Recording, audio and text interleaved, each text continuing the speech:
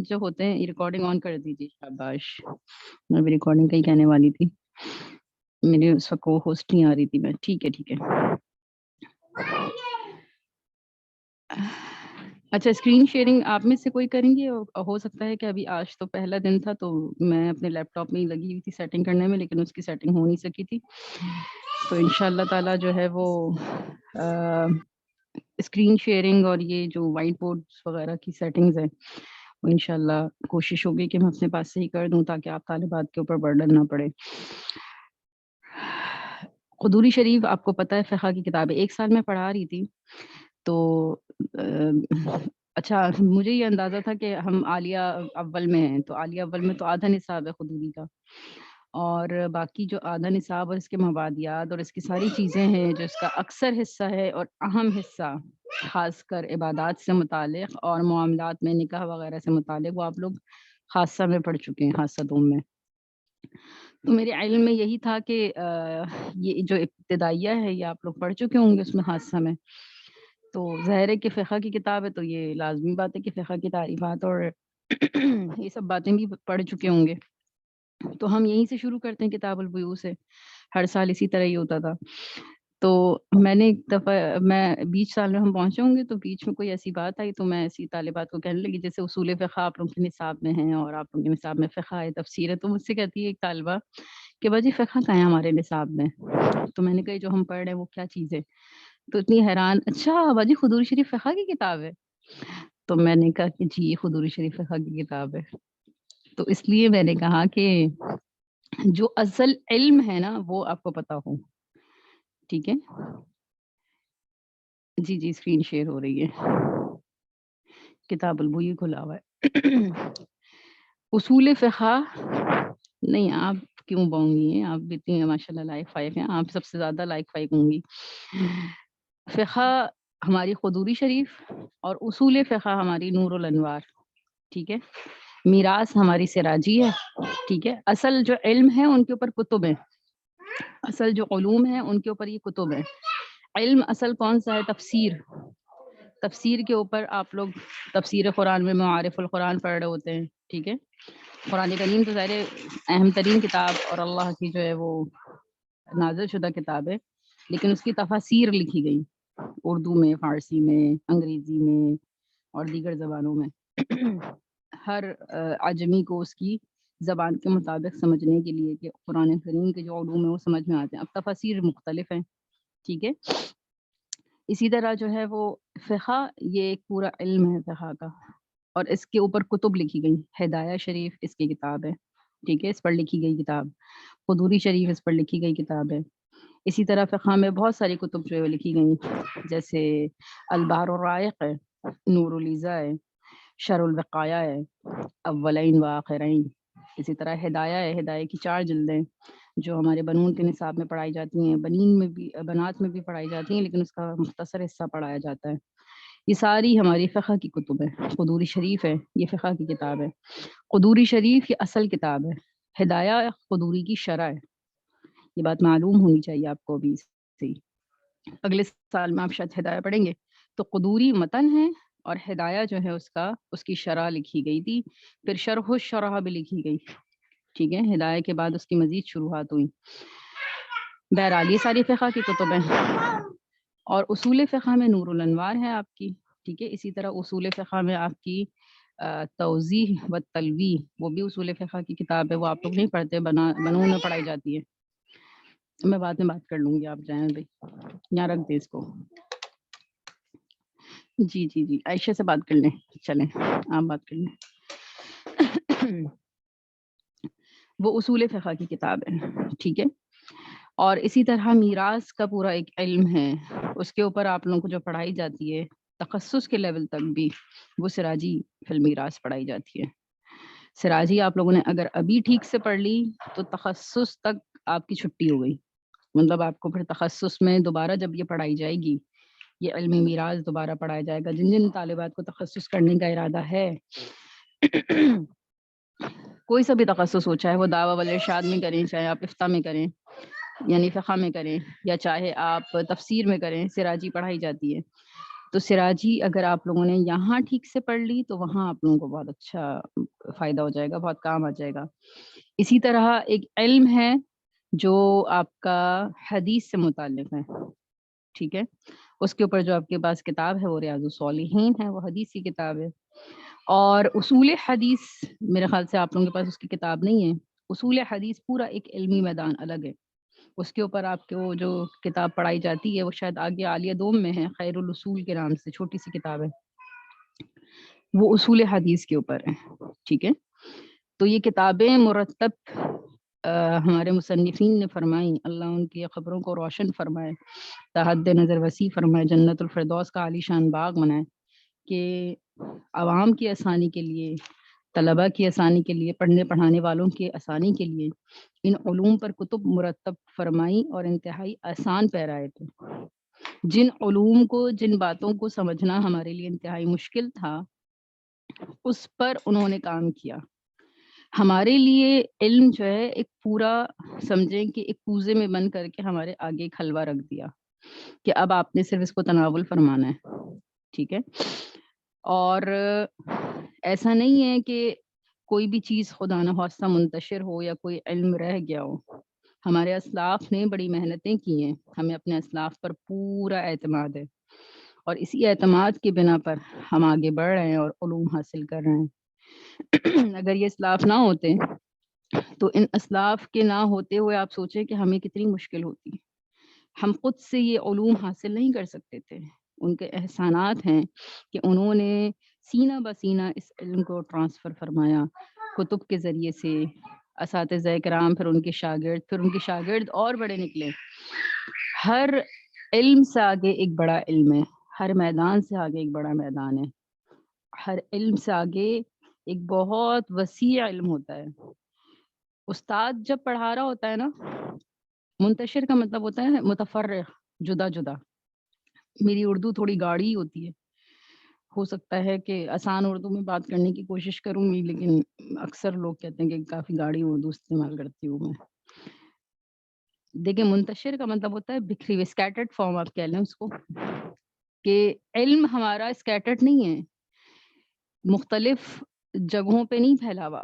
ہمارے اسلاف نے بڑی محنتوں سے اس کو ایک کتابی شکل میں بند کر کے ہمارے حوالے کر دیا۔ اب ہمارا کام کیا ہے کہ ہم ان امانتوں کو کتنی دیانتوں کے ساتھ آگے بھیجتے ہیں، آگے جذب کرتے ہیں اور آگے ٹرانسفر کرتے ہیں، آگے اپنے اولادوں کو اور شاگردوں کو کس طرح پڑھاتے ہیں۔ یہ آگے ہمارا کام ہے، صحیح ہے۔ جو ان کے کام تھے وہ ہو چکے، اور وہ اپنے کام پوری دیانت اور امانت کے ساتھ کر کے جا چکے۔ اب ہمارے کام کیا ہے کہ ہمیں اس پوری دیانت کے ساتھ پوچھنے کی اجازت بالکل ہے، آپ لوگ چیٹ باکس میں بالکل پوچھ سکتے ہیں، بالکل بالکل بالکل بالکل۔ آپ لوگ کو کوئی لفظ، کوئی بات کبھی بھی نہ سمجھ میں آئے تو آپ لوگ پوچھ لیجیے گا۔ مائک کھولنے کی اجازت میں تب دوں گی جب سبق مکمل ہو چکا ہو۔ بیچ میں اگر کوئی مائک کھولتے ہیں اس میں اجازت میں دے تو دیتی ہوں، میں بالکل سختی والی باجی نہیں ہوں، لیکن جو ہے وہ پھر جو بات ہوتی ہے نا وہ رہ جاتی ہے، اور مسئلے مسائل پھر آ جاتے ہیں دیگر۔ تو ہمارا جو ہے وہ کام کیا ہے کہ اب ہمیں اس امانت کو، اس میں خیانت نہیں کرنی، اس کو دیانت کے ساتھ پڑھ کر ہمیں آگے پہنچانے والا کام کرنا ہے، اور پورا کا پورا ہمیں اس کو دیانت کے ساتھ پڑھنے کی کوشش کرنا ہے۔ میں یہ نہیں کہتی کہ بیوع کا جو عنوان ہے، کیونکہ اس میں پورا جو عنوان ہے بیوع سے متعلق زیادہ تر ہے، ٹھیک ہے۔ کتاب البیوع ہے آپ کے پاس، کتاب البیوع کے بعد آپ کے پاس جو ہے وہ یہ جو جتنی بھی آپ کی کتب ہیں، جتنی بھی آپ کی کتب ہیں،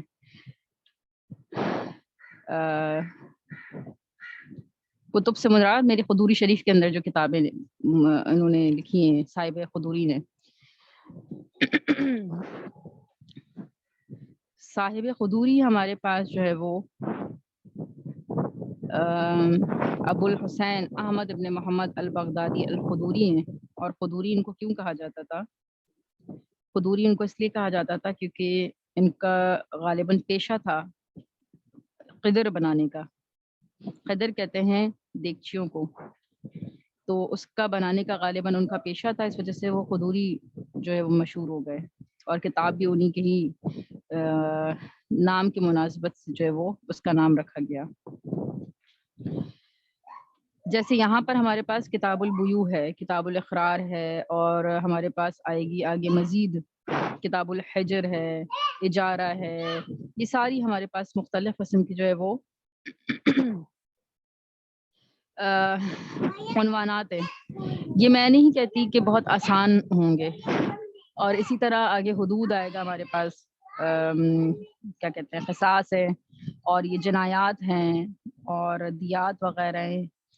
پھر کتاب ادب القاضی اقرا ہے، آخر کی جو عنوانات ہیں کتاب السیر، وصایا وغیرہ، وصایا تو شاید آپ کے نصاب میں نہیں ہے، وصایا سے پہلے تک ہے۔ تو یہ سارے جو عنوانات ہیں یہ میں نہیں کہتی کہ آسان ہوں گے، کیونکہ آپ لوگ ظاہر پہلی مرتبہ پڑھ رہے ہیں، لیکن کوشش یہ ہوگی کہ ان کو انتہائی آسان بنا کر، آسان کر کے پیش کیا جائے، کوشش میری یہی ہوگی۔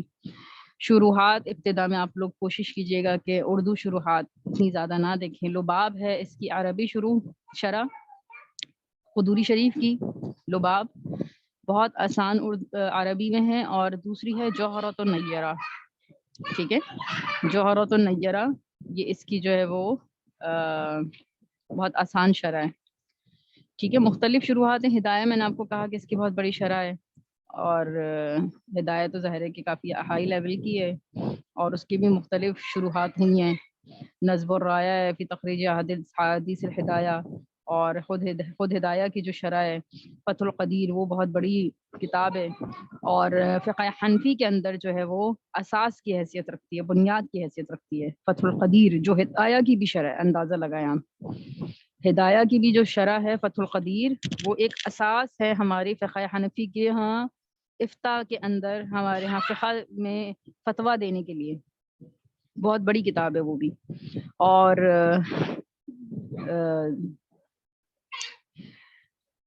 شرح وقایہ میں نے آپ کو بتایا تھا، شرح النقایہ اس کی شرح ہے، اور کافی ساری شروحات ہیں۔ عنایہ ہے جو ہدایہ کی شرح ہے، کفایہ ہے جو ہدایہ کی شرح ہے، اور یہ ساری شروحات پر ہدایہ کی ہے، اور خود ہدایہ جو ہے وہ کس کی شرح ہے، قدوری شریف کی شرح ہے۔ تو اسی لیے میں نے آپ سے کہا کہ بہت آسان نہیں ہے جوہرۃ النیرہ اور اللباب۔ اللباب میں آپ کو لکھ دیتی ہوں یہاں پہ، اللباب، ٹھیک ہے، لباب مغز کو کہتے ہیں،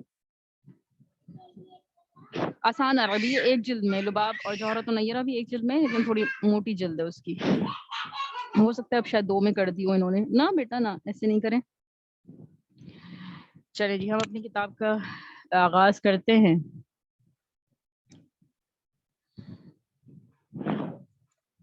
اردو شروحات میں کوشش کیجیے گا، آخر میں تو ظاہر ہے میں منع نہیں کرتی کہ نہ دیکھیں، آپ لوگ دیکھیے گا، بالکل دیکھیے گا، آسانی بھی ہوتی ہے دیکھنے میں، لیکن ابتدا میں کوشش کریں کہ نہ دیکھیں ابتدا کے اندر، ٹھیک ہے، تھوڑا جو ہے وہ اس کو اوائڈ ہی کریں، کیونکہ اگر آپ نے شروع سے ہی عادت بنا لی اردو شرح دیکھنے کی، اور شروع سے ہی اگر آپ اس کو دیکھتے رہے تو ظاہر ہے پھر مشکل ہو جائے گی، آپ لوگوں کو خود کو مشکل ہو جائے گی،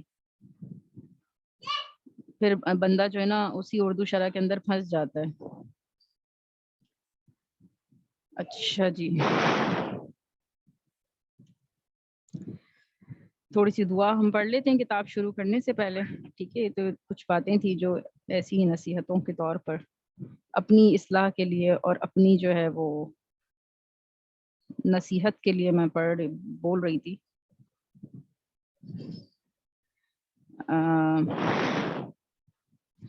دعاؤں کے ذریعے سے ہم آغاز کرتے ہیں اپنی کتاب کا۔ نحمد و نصلی علی رسول الکریم، اما بعد، فاعوذ باللہ من الشیطان الرجیم، بسم اللہ الرحمن الرحیم۔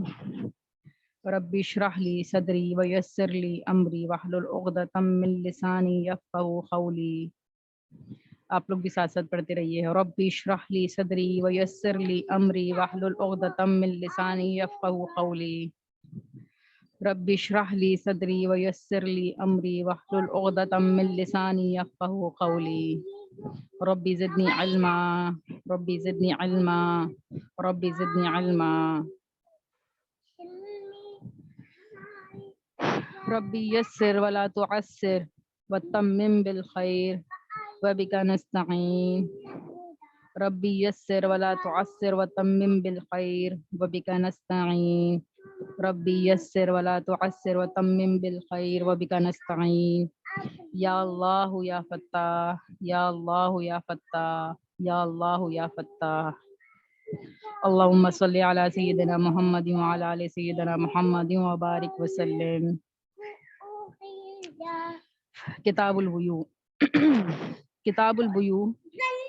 البیع ینعقد بالایجاب والقبول اذا کانا میں دیکھیں آپ تثنیہ کا صیغہ ہے، کانا تثنیہ کا صیغہ ہے، اور کہاں جا رہے ہے، اس کی جو ضمیر ہے وہ کہاں جا رہی ہے، ایجاب اور قبول کی طرف جا رہی ہے. ٹھیک ہے. البیع ینعقد بالایجاب والقبول اذا کانا، یعنی جب کہ یہ دونوں الفاظ بلفظ الماضی، ماضی کے صیغے ہوں. بیع منعقد ہو جاتی ہے ایجاب اور قبول سے جب کہ ہوں یہ دونوں ماضی کے الفاظ، جب کہ یہ دونوں ہوں ماضی کے الفاظ. ٹھیک ہے. سب سے پہلے تو ہمیں کچھ اہم باتیں ہیں. کیوں نہیں پڑھیں گے بیٹا، حاشیے بھی پڑھ لیں گے انشاءاللہ. ابھی ہمارا جو دورہ تدریب ہوا تھا اس میں حاشیہ پڑھنے کی استاد مکرم مولانا عبدالصمد صاحب نے بڑی اچھی پریکٹس کروائی تھی. اگر آپ نے دورہ تدریب میں تھوڑا سا پارٹ لیا ہو، اگر پارٹ نہیں بھی لیا تو اس کی آپ اگر ریکارڈنگز وغیرہ اویلیبل ہوں تو آپ کو بہت آسانی ہوگی انشاءاللہ اس سے.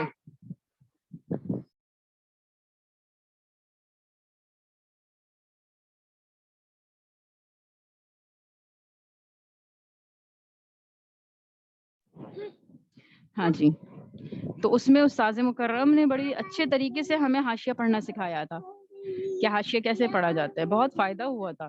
یہ جو اس طرح کے چھوٹے چھوٹے دورے ہوتے ہیں نا 10-12 دن والے، اور اس میں کوئی کورس فیس بھی نہیں ہوتی، بالکل فری آف کاسٹ ہوتے ہیں، تو یہ تو ضرور آپ لوگ اپنے علم کے لیے لیا کیجئے اس میں داخلہ. بھلے وقت کی بہت تنگی ہوتی ہے، جن دنوں میں یہ کورسز رکھوائے جاتے ہیں، خاص کر دورہ تدریب والا بہت اہم ترین کورس تھا، لیکن وہ جو وقت تھا وہ بہت زیادہ تنگی کا تھا. رمضان المبارک بالکل ظاہر ہے کہ ہمارے آنے والے تھے، اور اس موقع پر ہم خواتین کے لیے پڑھنا بہت مشکل ہو جاتا ہے اور حصہ لینا بہت مشکل ہو جاتا ہے، لیکن اس کے باوجود چلتے پھرتے جیسے تیسے، اور جو وقت تھا وہ رات کا تھا، عموماً گھروں میں کھانوں کا ٹائم تھا، تو مشکل تو ہوتی ہے ظاہر ہے، لیکن فائدے مند بہت ہوتی ہے. کچھ نہیں صحیح تو صرف اور صرف ریکارڈنگ یا اس کو چلتے پھرتے ہی سبق کو سن لیا کیجیے، بہت آپ کو اس سے جو ہے وہ فائدہ ہوگا. اور ایسا کوئی مسئلہ نہیں ہے، اگر کسی نے نہیں بھی لیا، اس میں نہیں بھی سن سکے اور نہیں بھی داخلہ لیا تھا تو کوئی مسئلے کی بات نہیں ہے. انشاءاللہ تعالی ہم پڑھیں گے تو ساتھ ساتھ آپ کو حاشیہ بھی پڑھوائیں گے. حاشیہ بھی آپ انشاءاللہ پڑھیں گی تو اس سے آپ کو فائدہ ہو جائے گا. میں مطالعے کے لیے آپ کو انشاءاللہ حاشیہ دوں گی انشاءاللہ العزیز. اور حاشیے سے آپ دیکھیے گا، نہیں بھی پڑھنا آتا نا تو کوشش کر لیں. دیکھو اتنا تو میں مانتی ہوں کہ آپ لوگوں نے جن معلمات سے صرف نحو پڑھی ہے تو اتنا تو ہو گیا ہے اندازہ مجھے کہ آپ لوگ عربی تو ایٹ لیسٹ پڑھ سکتے ہیں. جب پڑھنی آ جاتی ہے نا تو سمجھنی بھی آ جاتی ہے. یہ میں آپ کو بتاؤں، چھوٹا بچہ ہے نا، چھوٹا بچہ، آپ اس کے آگے کوئی سی بھی زبان رکھ دیں وہ وہی زبان پک کرنا شروع کر دیتا ہے. اس کو اس بات سے غرض نہیں ہوتی کہ گھر میں اردو بولی جا رہی ہے یا پنجابی بولی جا رہی ہے، وہ وہی زبان پک کرے گا جو اس کو زیادہ سے زیادہ وہ سن رہا ہوگا، چاہے وہ موبائل پہ ہو یا جس بھی وے میں ہو. بہرحال یہاں پر کچھ تعریفات ہیں جو ابتدا میں چاہتی ہوں کہ آپ لوگ لکھ لیں جتنی ہم لکھ سکتے ہیں. بیع کی سب سے پہلے تعریف لکھ لیجئے. کتاب البیوع، احاظہ کتاب البیوع. کتاب البیوع عبادات آپ لوگ اس میں پڑھ چکے ہیں پورا، کتاب الصوم، کتاب الحج، کتاب الصلاۃ وغیرہ، کتاب الزکوٰۃ، وہ سارا کچھ آپ پڑھ چکے ہیں، وہ ساری عبادات سے متعلق تھی.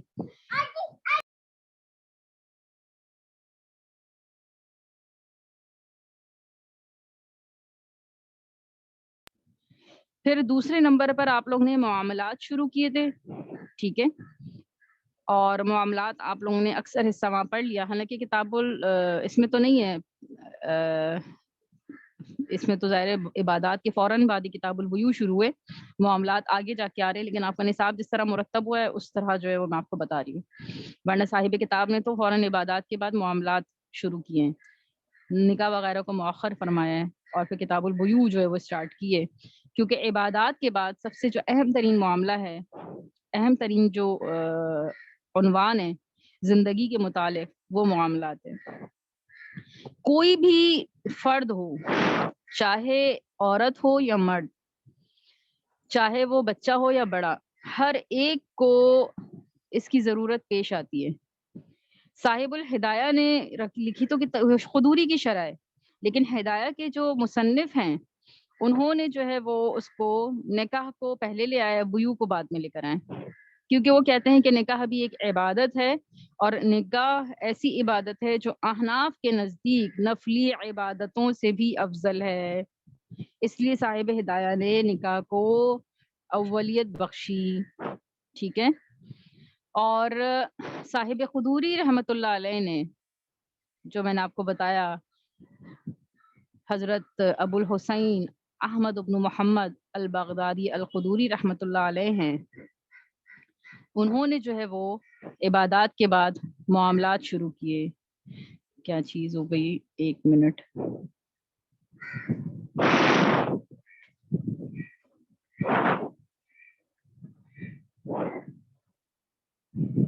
اچھا جی صحیح ہے، ٹھیک ہے۔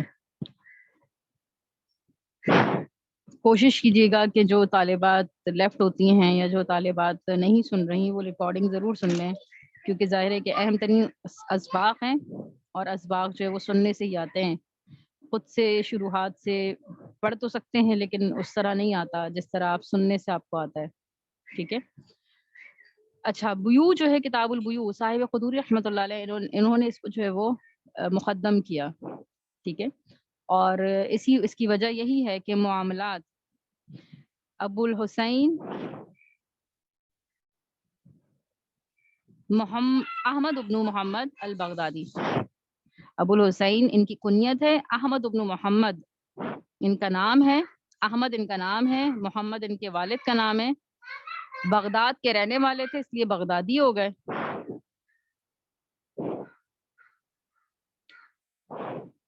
کہیں ابو الحسین لکھا ہے، کہیں ابو الحسن لکھا ہے، بہرحال ہو سکتا ہے دو بیٹے ہوں، حسین اور حسن۔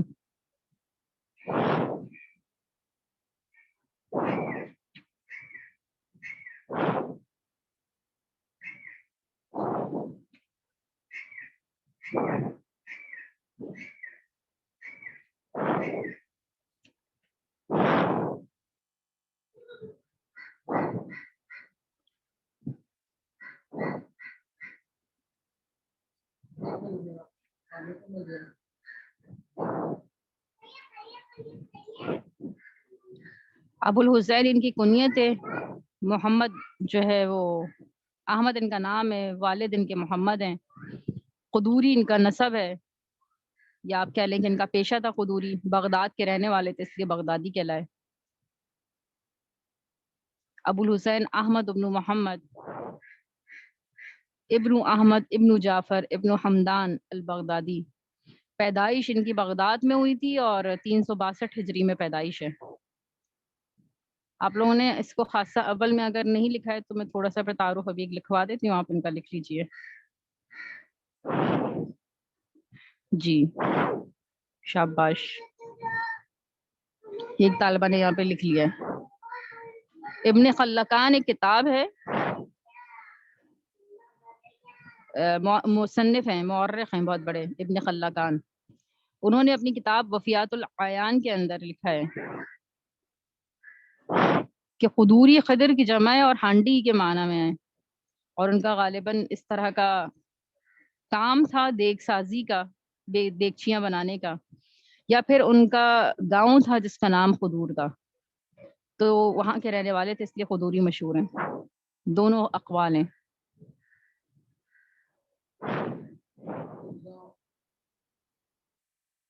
علامہ بغدادی رحمۃ اللہ علیہ فرماتے ہیں کہ آپ بہت بڑے فقیہ تھے،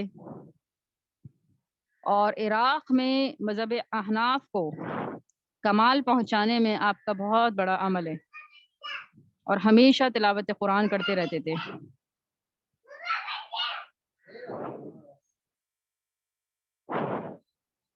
بڑے بڑے آپ کے استاذ ہیں جیسے علامہ مہدی جرجانی رحمۃ اللہ علیہ، علامہ ابو بکر جساس رازی رحمۃ اللہ علیہ، شیخ ابو سعید بروئی رحمۃ اللہ علیہ.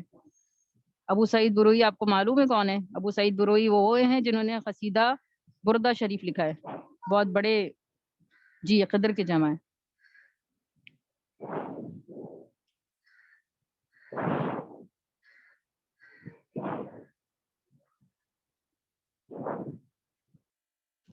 فقی مقام آپ کا بہت بڑا ہے. طبقات فقہا میں 5ویں طبقے میں آپ کا جو ہے وہ نمبر آتا ہے. ٹوٹل 7 کے قریب طبقات ہیں.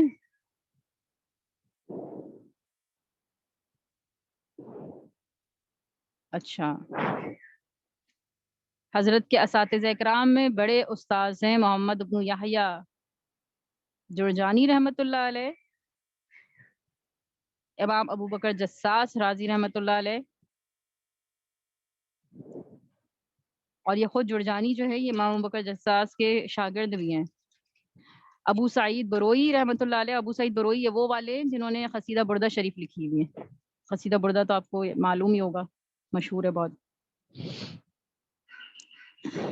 اور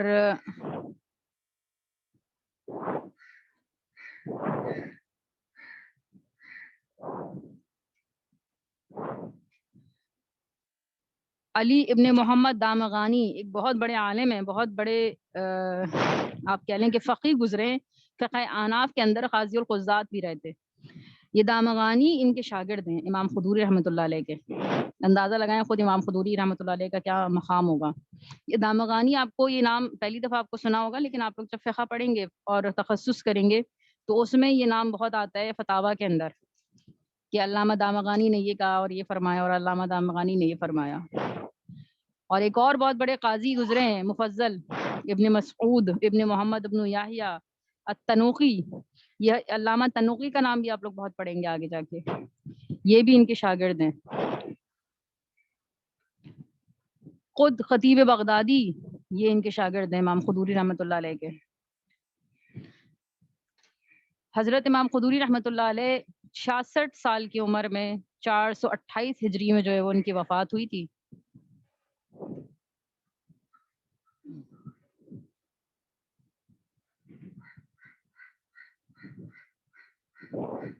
اور مختصر القدوری حضرت کی جو کتاب ہے یہ بہت بڑی کتاب ہے.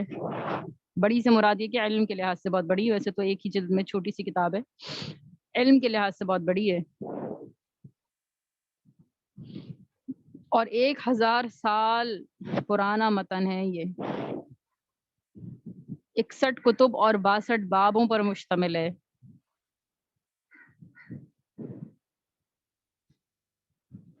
اور یہ وہ کتاب ہے جس سے علماء بہت برکت حاصل کرتے ہیں.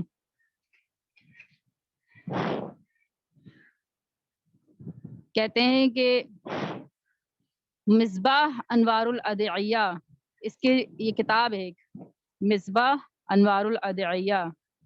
اس کے مصنف فرماتے ہیں کہ جو شخص قدوری شریف کو حفظ کر لے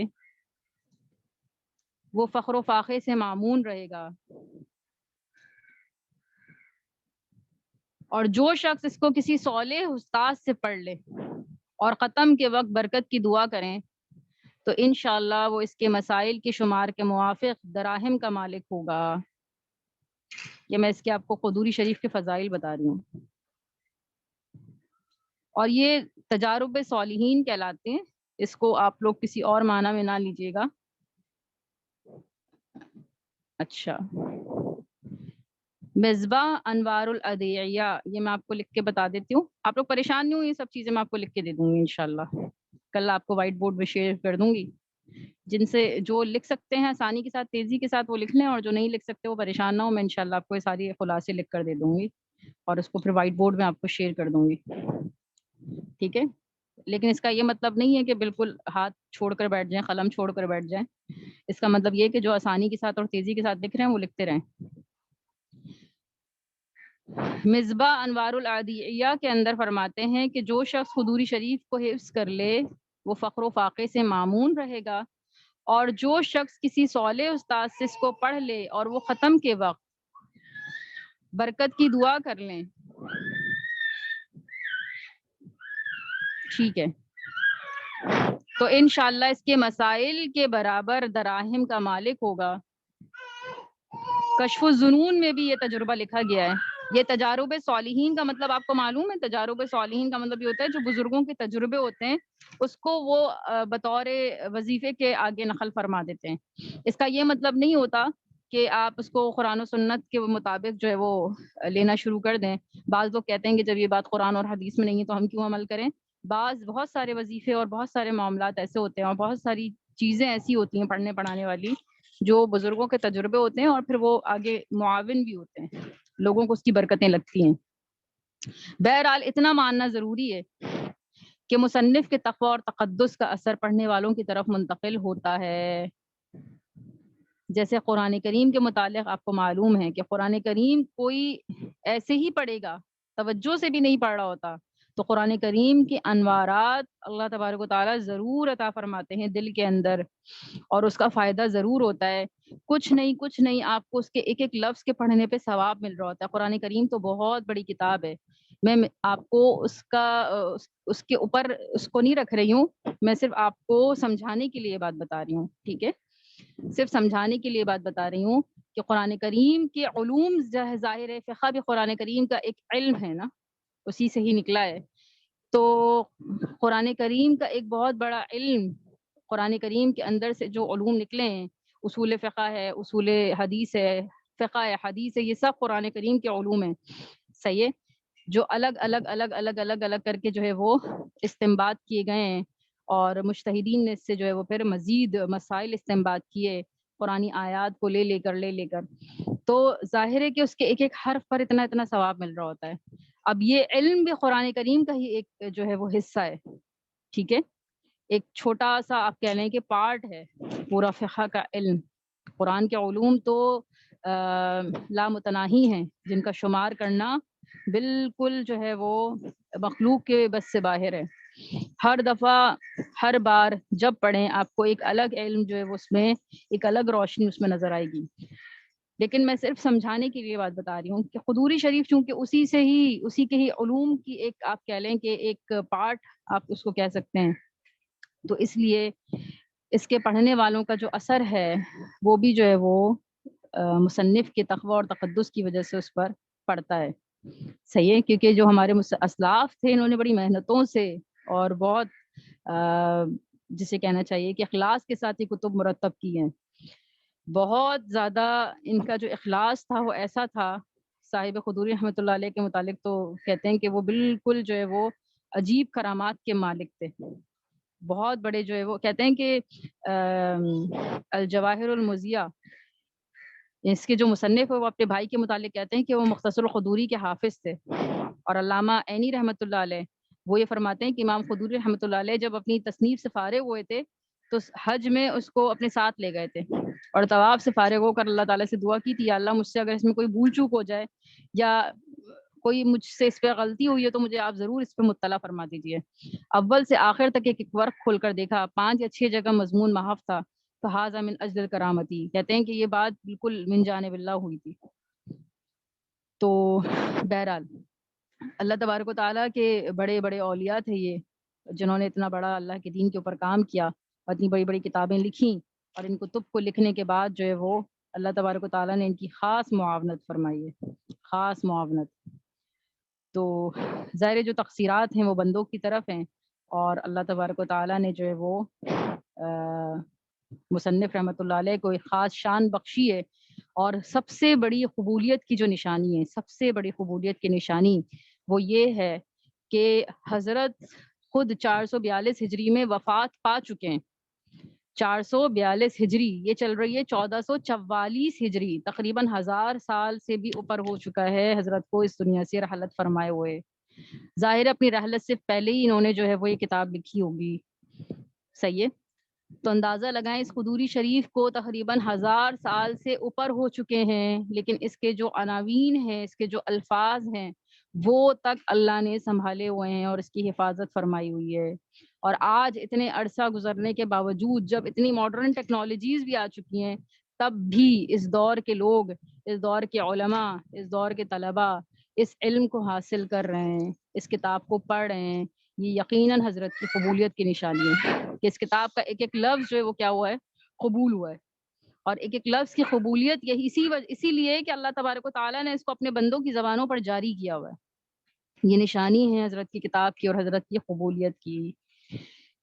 البیع ینعقد بالایجاب والقبول اذا کان باللفظ الماضی، بے منعقد ہو جاتی ہے ایجاب اور قبول سے جبکہ یہ دونوں کیا ہوں، ماضی کے الفاظ۔ بے جمع، بیو جمع ہے بیع کی، کتاب البیو، بیو جمع ہے بیع کی، اور بیع مصدر ہے، مصدر کو تثنیہ اور جمع نہیں لایا جاتا، ٹھیک۔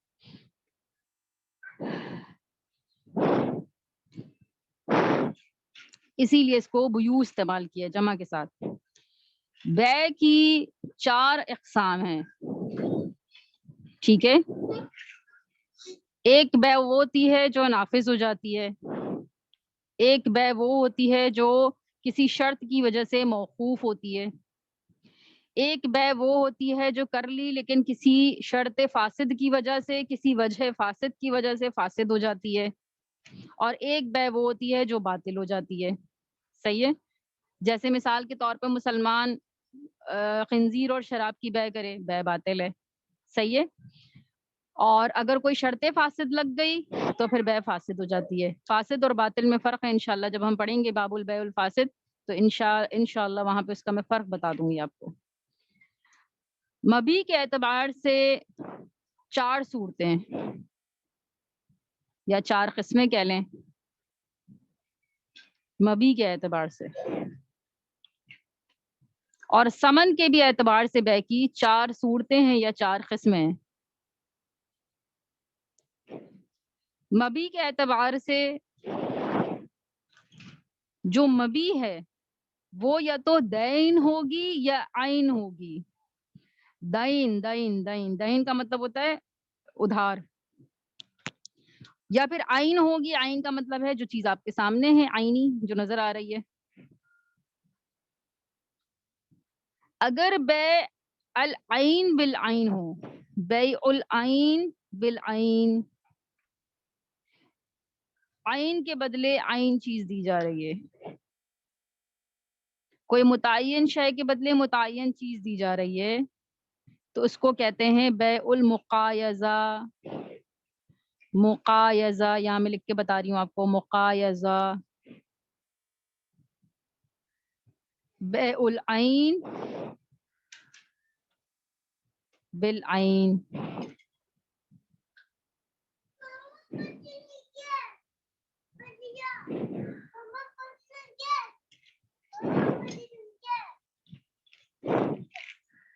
بیع العین بالعین،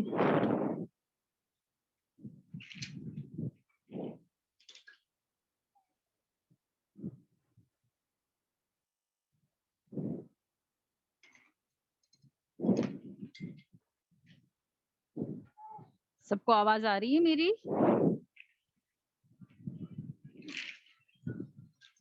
یا میں نے آپ کے لیے وہ شیئر کیا ہے ایک وائٹ بورڈ، بیع العین بالعین، ٹھیک ہے۔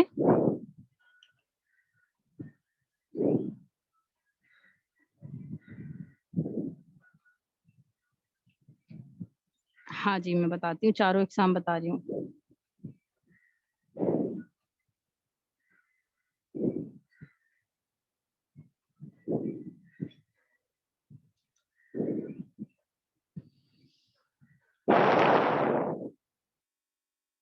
نافذ تھی، نافذ،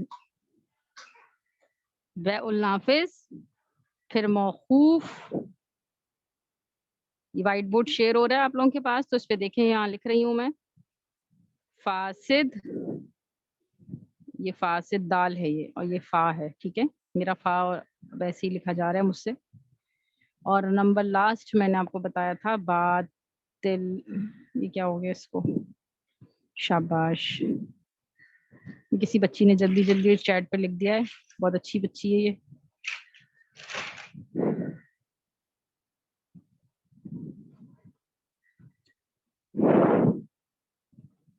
ٹھیک ہے. ابھی آپ لوگوں کی چیٹ میں بعد میں پڑھوں گی. ابھی مجھے کچھ نظر نہیں آ رہا ہے.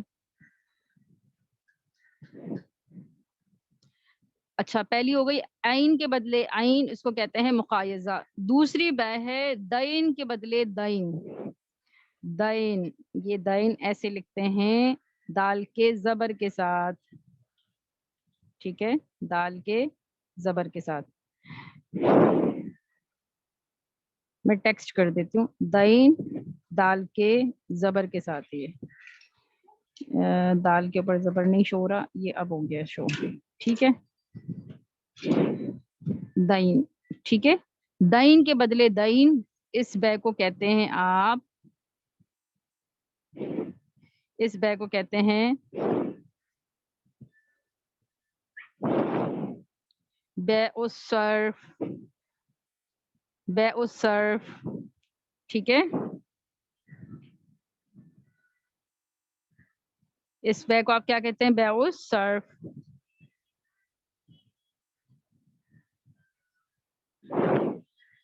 اس بے کو آپ کہتے ہیں بیع الصرف. ایک بے ہوتی ہے دین کے بدلے. انم کے پاس وائٹ بورڈ شو نہیں ہو رہا، کسی کے پاس بھی نہیں ہو رہا. دین کے بدلے عین، عین کے بدلے دین. بیع الدین بالعین، بیع الدین بالعین، عین کے بدلے دین ہو. اس بے کو آپ کہتے ہیں سلم. اس بے کو آپ کہتے ہیں سلم. سلم میں نے یہاں لکھ دیا اتنا بڑا بڑا. ٹھیک ہے، بیع السلم. ایک ہوتی ہے بیع العین بالدین، عین کی بے دین کے بدلے میں. اس بے کو آپ کہتے ہیں بیع المطلق. ٹھیک ہے، عموماً بیع المطلق ہوتی ہے. عموماً جو ہم بے کر رہے ہوتے ہیں یہ مطلق بے ہوتی ہے. ٹھیک ہے، عموماً جو ہم بے کرتے ہیں وہ بے مطلق بے ہوتی ہے. اچھا جی،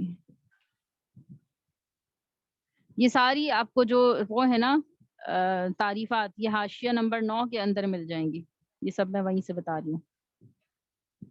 ٹھیک ہے،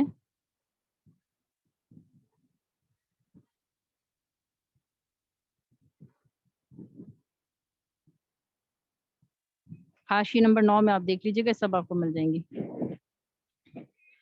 اچھا، سمن کے اعتبار سے بھی بے کی 4 قسمیں ہیں. یہ مبی کیا ہوتی ہے اور سمن کیا ہوتی ہے یہ میں آپ کو بتاتی ہوں. مبی اس چیز کو کہتے ہیں جو آپ خریدتے ہو. مبی، ٹھیک ہے، جو آپ کیا کرتے ہیں، جو آپ خرید رہے ہوتے ہیں. شاباش. مقایضہ، صرف، سلم اور مطلق، یہ 4 قسمیں ہو گئی مبی کے اعتبار سے. کس کے اعتبار سے؟ یہ مبی کے اعتبار سے. اور مبی کسی کہتے ہیں جو چیز آپ خریدتے ہیں. سب کو نظر آ رہا ہے جو میں لکھ رہی ہوں یہاں پہ؟ جو آپ خریدتے ہو. ٹھیک ہے، پھر ہوتا ہے سمن کے اعتبار سے ایک بے ہوتی ہے. سمن کے اعتبار سے بھی آپ کی بے کی 4 قسمیں. سمن، سمن، سمن کہتے ہیں قیمت کو، جو قیمت آپ دیتے ہو. سمن کسے کہتے ہیں؟ وہ قیمت جو آپ دیتے ہو. اچھا، اس میں 2 طرح کی سچویشنز ہیں. مارکیٹ ویلیو جو ہوتی ہے نا آپ کی، مارکیٹ ویلیو، مارکیٹ ویلیو جو ہوتی ہے آپ کی وہ ہوتی ہے قیمت. مارکیٹ ویلیو کو آپ کیا کہتے ہو؟ قیمت کہتے ہو. یہ جو میں وائٹ بورڈ پہ سارا لکھ رہی ہوں یہ آپ لوگوں کو نظر آ رہا ہے؟ کوئی ایک مائک کھول کے بتا دے بچی، کیونکہ مجھے چیٹ نہیں نظر آ رہی. وائٹ بورڈ شو نہیں. یہ ام طلحہ کو نہیں آ رہا، مریم خان کو نہیں آ رہا. ابھی جان جی اصل میں فونز کے اوپر اتنی زیادہ یہ زوم پکچر نہیں آتی ہے. آپ جو لکھ رہی ہیں وہ کسی ایک کارنر میں سب کو شو ہوتا ہے. وہ بہت بھی چھوٹا کرتے ہیں تب بھی نظر نہیں آتا. اچھا ابھی اس دیکھو کی وجہ سے یہ جو میں لکھ رہی ہوں مارکیٹ ویلیو اور قیمت، یہ نظر آ رہا ہے سب کو؟ یہ نظر نہیں آ رہا. اس سے پہلے جب آپ نے دین کی تعریف لکھی نا وہاں تک سب کو نظر آ رہا تھا. ابھی مارکیٹ ویلیو چھوٹا چھوٹا آ رہا ہے. کچھ کو اس کو بالکل میں نے نہیں آ رہا. حالانکہ اب آ رہا ہے. میں نے تو اس کو 90 پہ کیا ہوا ہے، پتہ ہے آپ کو اس کی جو وہ ہے نا. جی جی اب آ رہا ہے؟ کیونکہ میرے پاس تو بہت بڑا شو ہو رہا ہے یہ.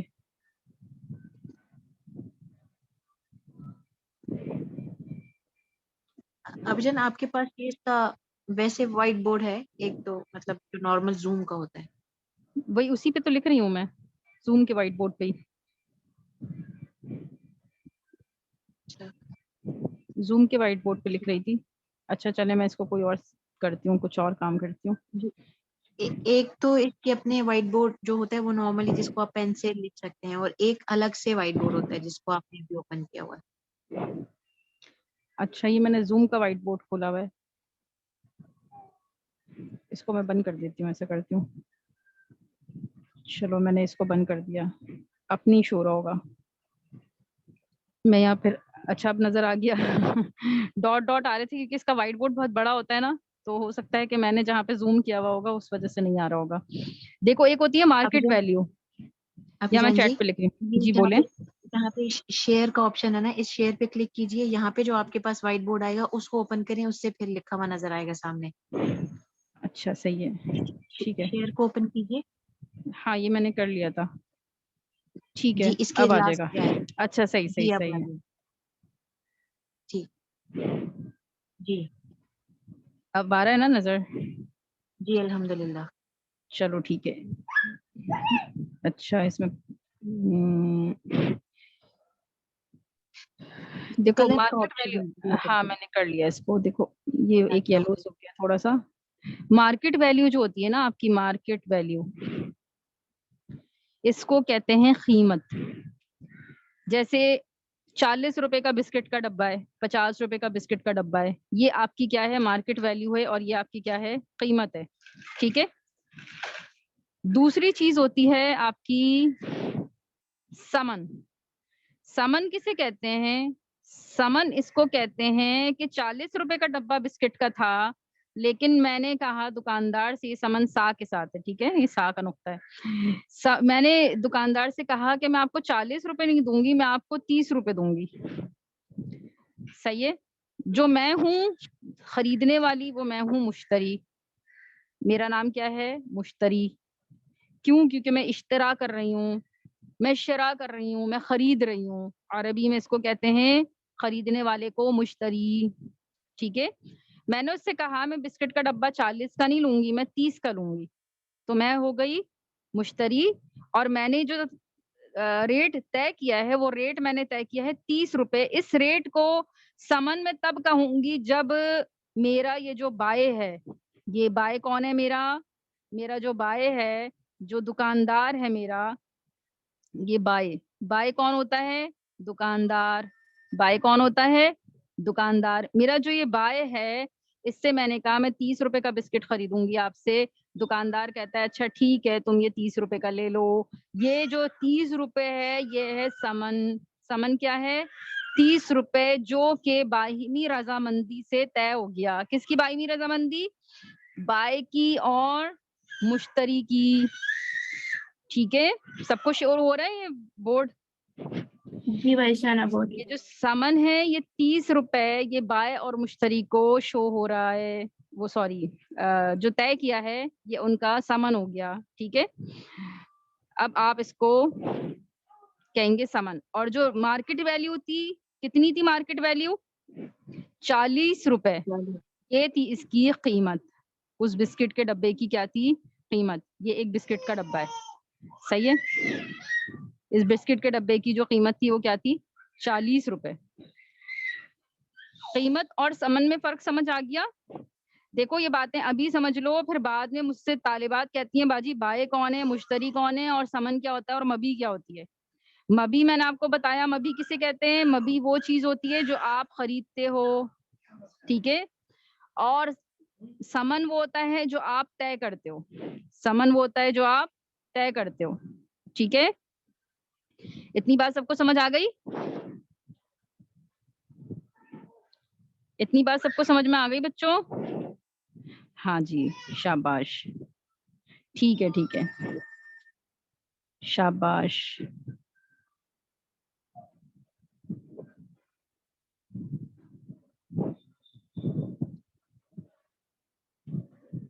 تو تو سمن کے اعتبار سے بھی بے کی 4 قسمیں. بے یا تو سمن اول سے زائد پر ہوگی. سمن اول وہ ہوتا ہے جو بائع اور مشتری کے درمیان طے ہوا, ٹھیک ہے, اور پھر کسی وجہ سے وہ بے ٹوٹ جاتی ہے, پھر دوسرا مشتری آ جاتا ہے, پھر اس پر بے ہو رہی ہوتی ہے, تو اس کا سمن جو ہوگا وہ جو طے کرے گا وہ سمن ثانی ہوگا. سمن اول جو پہلا سمن ہے, جو پہلی بار طے ہوا ہے, ٹھیک ہے. اگر بے سمن اول سے زائد پر ہو, سمن اول مثال کے طور پہ 30 روپے طے ہوا ہے اور بے جو ہو رہی ہے وہ 35 پر ہو رہی ہے, اس کو کہتے ہیں مرابحہ. یا سمن اول کے برابر ہو, جیسے 30 پر ہی ہو گئی بے دوبارہ سے, اس کو کہتے ہیں تولیہ, ٹھیک ہے.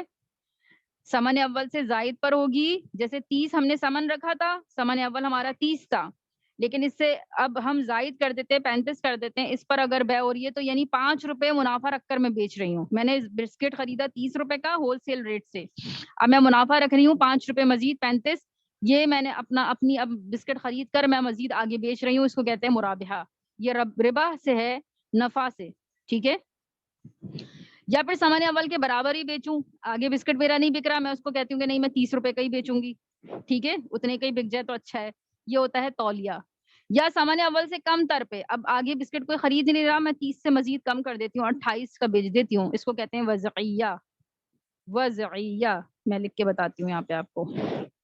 پہلا تھا مرابحہ, اس کو رب کر دیتے ہیں ہم, مرابحہ,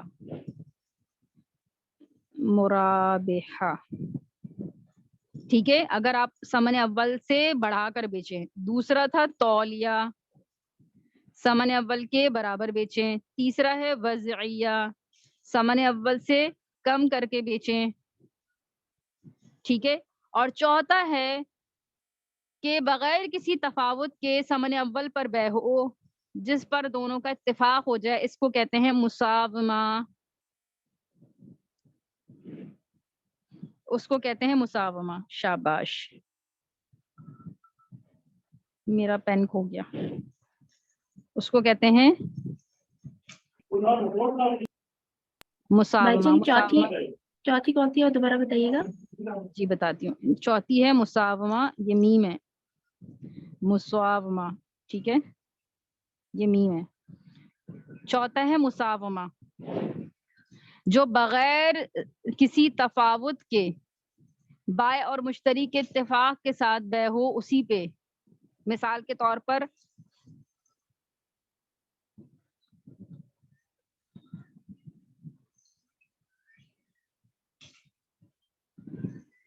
کسی قسم کی کوئی بات نہ ہو, بس ڈائریکٹ جو ہے وہ کلام ہو جائے, ڈائریکٹ معاہدہ ہو جائے, اس کو کہتے ہیں بیع المساومہ. برابری مساومت کا مطلب ہے, اور بائع اور مشتری اس پر راضی ہو جائیں, کوئی تفاوت وغیرہ نہ ہو. مساومہ, میم اور ہا آخر میں. کسی بچی نے یہاں پہ لکھ کر بھی بھیجا ہے.